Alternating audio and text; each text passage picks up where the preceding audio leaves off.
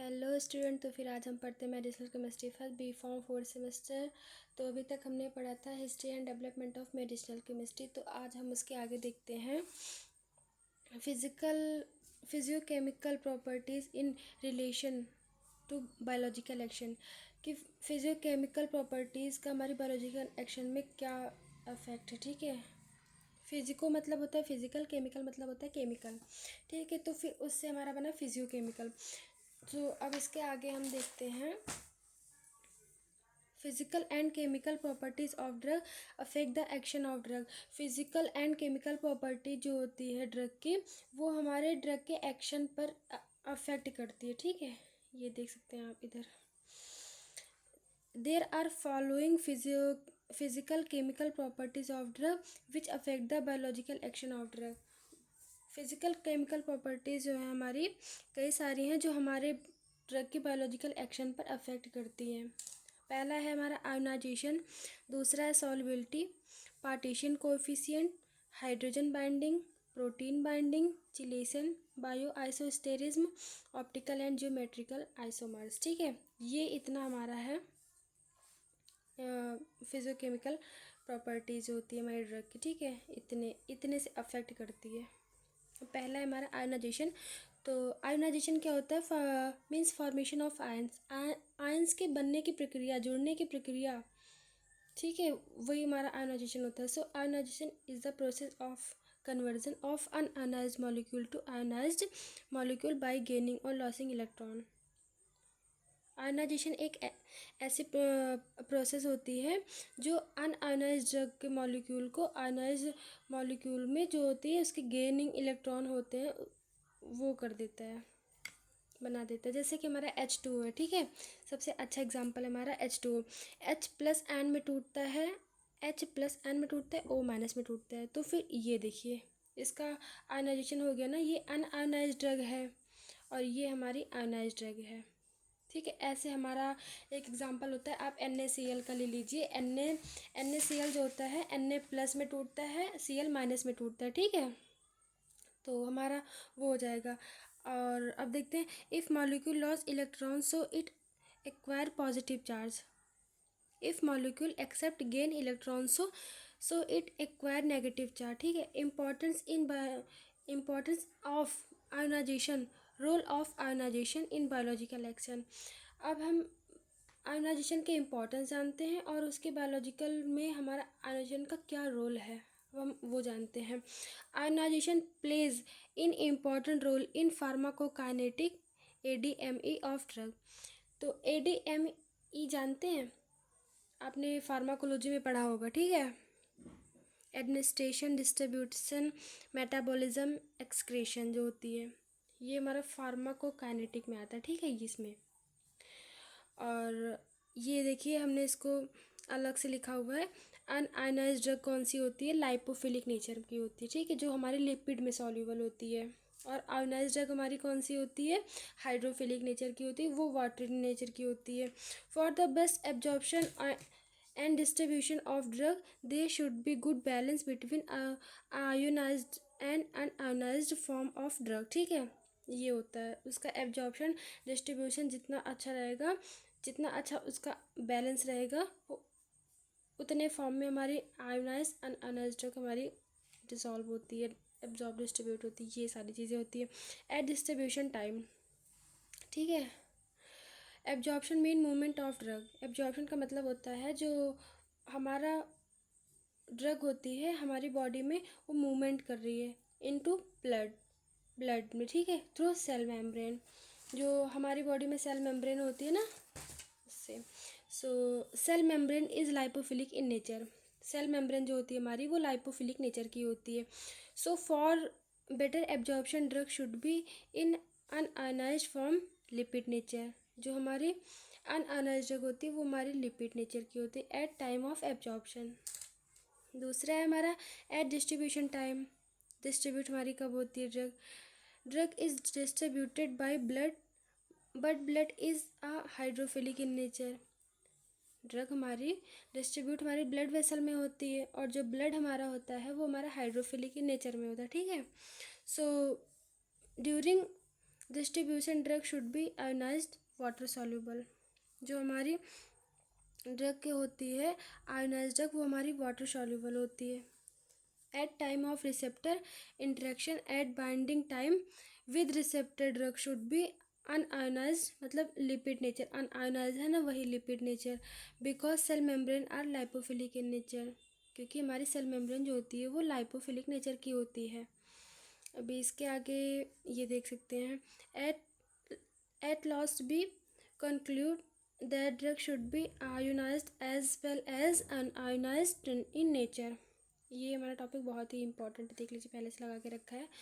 तो अब हम जानते हैं सॉल्बिलिटी क्या होती है। Solubility means the ability of dissolving, ठीक है।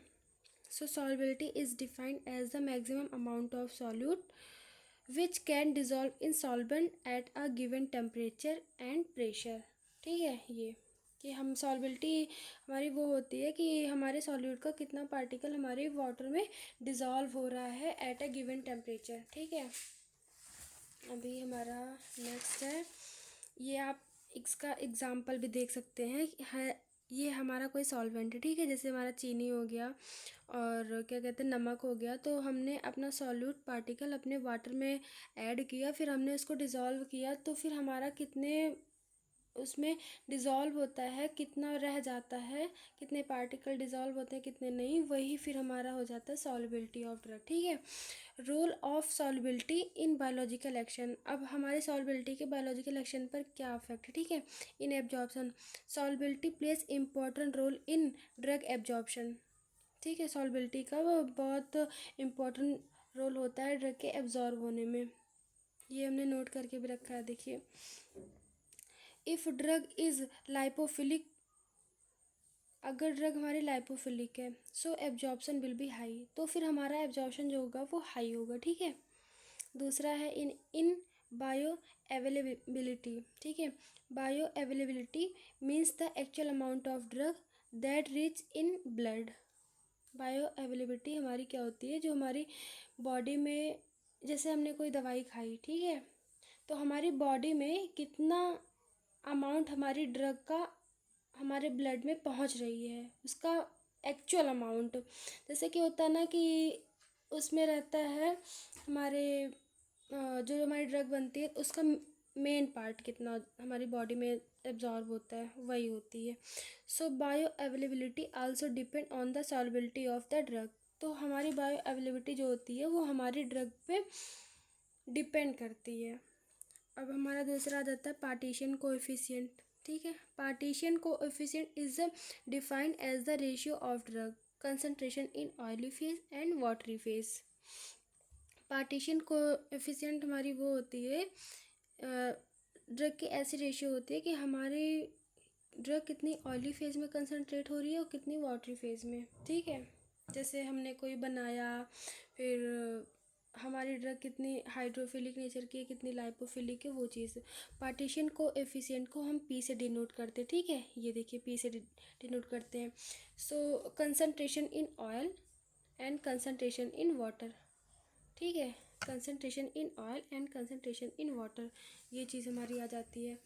अब इसके आगे भी है, तो अभी हम जानते हैं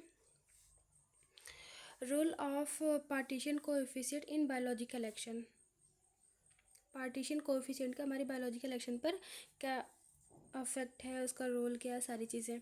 partition coefficient is used to determine that drug will be hydrophilic and lipophilic in nature.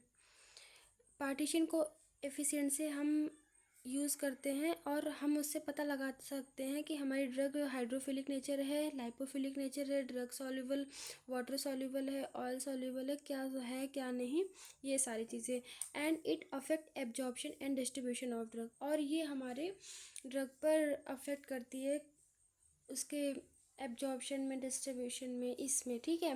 Partition coefficient अगर हमारा जो है एक से ज़्यादा है, ठीक है, अगर हमारा पार्टीशन कोएफिशिएंट अगर एक से ज़्यादा है तो हमारी ड्रग जो है लाइपोफिलिक इन नेचर की होगी।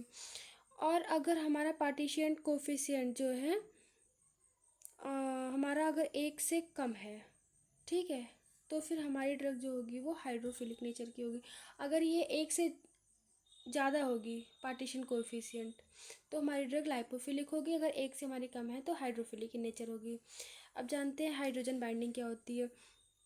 Hydrogen binding is a special type of binding which occurs between hydrogen atom and two electronegative atom such as हमारा फ्लोरीन हो गया, ठीक है, ऑक्सीजन हो गया और नाइट्रोजन हो गया, ये सारी चीज़ें। तो हाइड्रोजन बाइंडिंग यही होता है। देखो ये हमारा हाइड्रोजन बॉन्ड है, ठीक है, ये हमारा कोवैलेंट बॉन्ड है, ठीक है।